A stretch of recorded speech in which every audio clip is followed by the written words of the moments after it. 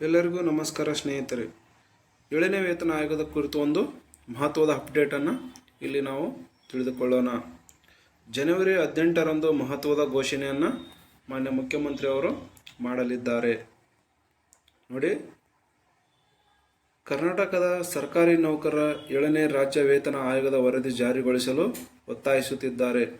ಲೋಕಸಭೆ ಚುನಾವಣೆ ದಿನಾಂಕ ಘೋಷಣೆಗೂ ಮೊದಲೇ ಸರ್ಕಾರಿ ನೌಕರರ ಕುರಿತು ಈ ನಿಲುವನ್ನು ಪ್ರಕಟಿಸಬೇಕು ಎಂದು ಆಗ್ರಹಿಸುತ್ತಿದ್ದಾರೆ. ಸೋಮವಾರ ಹಾವೇರಿಯಲ್ಲಿ ಮಾತನಾಡಿದಂಥ ಮಾನ್ಯ ಮುಖ್ಯಮಂತ್ರಿಯವರು, ಮಾರ್ಚ್ ಮೊದಲ ವಾರದೊಳಗೆ ಚುನಾವಣಾ ನೀತಿ ಸಂಹಿತೆ ಘೋಷಣೆಯಾಗುವುದರಿಂದ ಫೆಬ್ರವರಿ ತಿಂಗಳಲ್ಲಿಯೇ ಬಜೆಟ್ ಮಂಡಿಸಲಾಗುವುದು ಎಂದು ಅವರು ತಿಳಿಸಿದ್ದಾರೆ. 2024-25 ಸಾಲಿನ ಬಜೆಟ್ನಲ್ಲಿ 7ನೇ ವೇತನ ಆಯೋಗದ ಕುರಿತು ಒಂದು ವರದಿಯನ್ನು ಜಾರಿಗೊಳಿಸುವ ಕುರಿತು ಸರ್ಕಾರ ಘೋಷಣೆ ಮಾಡುವ ನಿರೀಕ್ಷೆ ಇದೆ ಅಂತ ಹೇಳಿದ್ದಾರೆ. ಬಜೆಟ್ ಪೂರ್ವ ಸಭೆಯಲ್ಲಿ ಕೂಡ ಈ ಕುರಿತು ನಿರ್ಧಾರವನ್ನು ಕೂಡ ಒತ್ತಾಯಿಸಲು ರಾಜ್ಯ ಸರ್ಕಾರಿ ನೌಕರರ ಸಂಘ ತೀರ್ಮಾನಿಸಿದೆ. ಜನವರಿ 18ರಂದು ಒಂದು ಮಹತ್ವದ ಘೋಷಣೆಯನ್ನು ಮಾಡಲಿದ್ದಾರೆ. ಕರ್ನಾಟಕ ರಾಜ್ಯ ಸರ್ಕಾರಿ ನೌಕರರ ಒಂದು 7ನೇ ವೇತನ ಆಯೋಗದ ಅವಧಿಯನ್ನು 15/3/2023 ತನಕ ವಿಸ್ತರಣೆ ಮಾಡಿ ನವೆಂಬರ್ನಲ್ಲಿ ಆದೇಶ ಹೊರಡಿಸಿದೆ. ಆದರೆ ಆ ವೇಳೆಗೆ ಲೋಕಸಭೆ ಚುನಾವಣೆ ದಿನಾಂಕ ಘೋಷಣೆಯಾಗಿ ನೀತಿ ಸಂಹಿತೆ ಜಾರಿಗೆ ಬರುವ ನಿರೀಕ್ಷೆ ಇದೆ. ವೇತನ ಆಯೋಗದ ವರದಿ ಜಾರಿಗೊಳಿಸಲು ಒತ್ತಾಯಿಸುತ್ತಿರುವ ಸರ್ಕಾರಿ ನೌಕರರ ಬೇಡಿಕೆಯನ್ನು ಗಂಭೀರವಾಗಿ ಪರಿಗಣಿಸಿದೆ. ಆದ್ದರಿಂದ ಈ ಕುರಿತು ಸಚಿವ ಸಂಪುಟ ಸಭೆಯಲ್ಲಿ ಚರ್ಚಿಸಿ ಒಂದು ತೀರ್ಮಾನವನ್ನು ಕೂಡ ಕೈಗೊಳ್ಳಲಾಗುವುದು.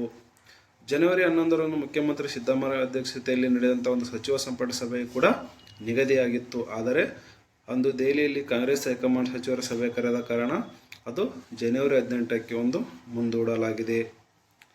ಸಚಿವ ಸಂಪುಟ ಸಭೆಯಲ್ಲಿ ಸರ್ಕಾರಿ ನೌಕರರ ಬೇಡಿಕೆಯ ಕುರಿತು ಚರ್ಚಿಸಿ ಅಂದೇ ಮಹತ್ವದ ಘೋಷಣೆಯನ್ನು ಮಾಡಲಾಗುತ್ತದೆ ಎಂಬ ಸುದ್ದಿಗಳು ಕೂಡ ಹಬ್ಬಿವೆ. ಆದರೆ ಯಾವ ವಿಚಾರ ಚರ್ಚೆಗೆ ಬರಲಿದೆ ಎಂಬುದನ್ನು ಮಾತ್ರ ಇನ್ನೂ ತಿಳಿದು ಬಂದಿಲ್ಲ. ಆದರೆ ಮಾರ್ಚ್ 2ನೇ ವಾರದಲ್ಲಿ ಲೋಕಸಭಾ ಚುನಾವಣೆ ದಿನಾಂಕ ಘೋಷಣೆಯಾಗಿ ಚುನಾವಣಾ ಮಾದರಿ ನೀತಿ ಸಂಹಿತೆ ಕೂಡ ಜಾರಿಗೆ ಬರಲಿದೆ.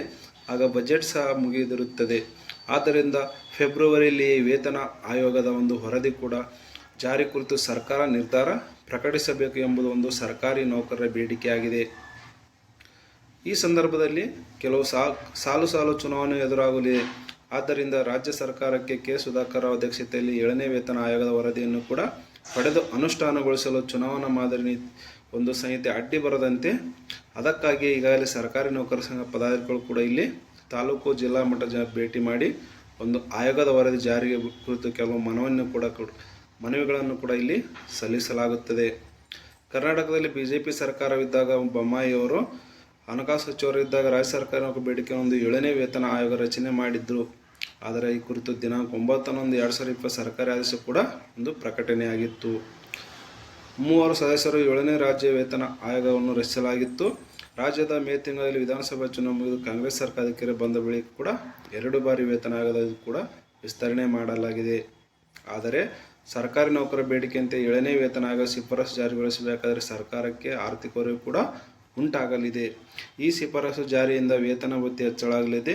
ಇದರಿಂದಾಗಿ ಸುಮಾರು 12,000 ಕೋಟಿ ಕೂಡ ಹೊರೆ ಎದುರಿಸಬೇಕಾಗುವುದು ಎಂದು ಕೂಡ ಆರ್ಥಿಕ ತಜ್ಞರು ತಿಳಿಸಿದ್ದಾರೆ. ಸ್ನೇಹಿತರೆ, ಹೀಗೆ ಮುಂದೆ 18ನೇ ತಾರೀಕು ಕೂಡ ಏನು ಆಗುತ್ತೆ ಎಂಬುದನ್ನು ಒಂದು ಕಾದು ನೋಡೋಣ.